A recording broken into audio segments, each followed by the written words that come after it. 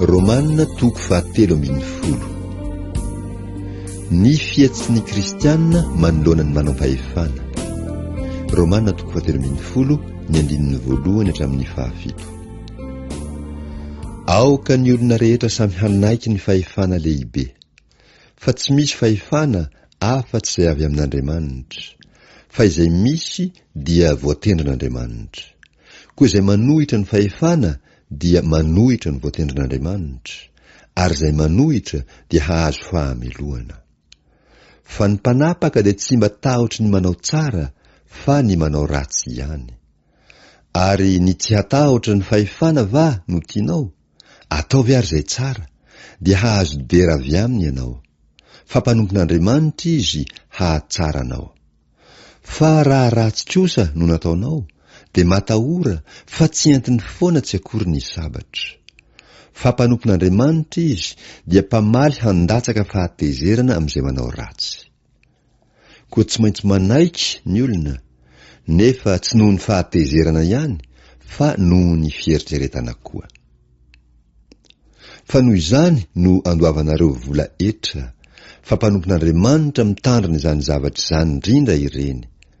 Mandoava amin'izy rehetra izay tokony ho azy avy, vola hetra ho an'izay tokony handoavan-ketra, faditseranana ho an'izay tokony handoavana faditseranana, tahotra ho an'izay tokony hatahorana, haja ho an'izay tokony ho hajaina.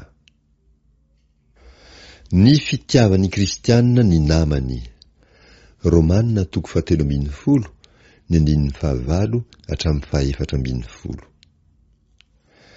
Aza vela hisy tsy voaloha na amin'iza afa-tsy ny fifankatiavanareo ihany, fa izay tian'ny namany dia efa nahatanteraka ny lalàna. Fa ny hoe aza mijangajanga, aza mamono olona, aza mangalatra, aza mitsiriritra zavatr'olona, Exodosy toko 20 ny andininy 17 hatramin'ny 17, mba amin'izay didy hafa rehetra dia samy efa ao anatin'izao teny izao hoe tiava ny namanao tahaka ny tenanao. Levitikosy toko 20 ny andininy 19. Ny fitiavana tsy manisy ratsy ny namana, koa dia ny fitiavana no fahatanterahana ny lalàna. Ary tokony hanao izany indrindra sika, satria fantatsika ny andro, fa ankehitriny izao dia ora tokony hifoazanareo amin'ny fatoriana. Fa ankehitriny ny famonjenantsika dia akaiky noho ny tamin'ny andro vao ninotsika. Efa ho lasa ny alina, ka efa mby akaiky kokoa ny andro, koa aoka haritsika ny asan'ny maizina, ka hitafitsika ny fiadian'ny mazava.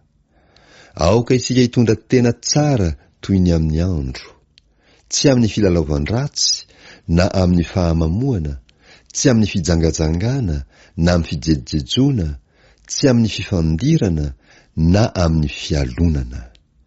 Fa hitafio Jesosy Kristy Tompo, ary aza miahiny amin'ny nofo hahatanteraka ny filany.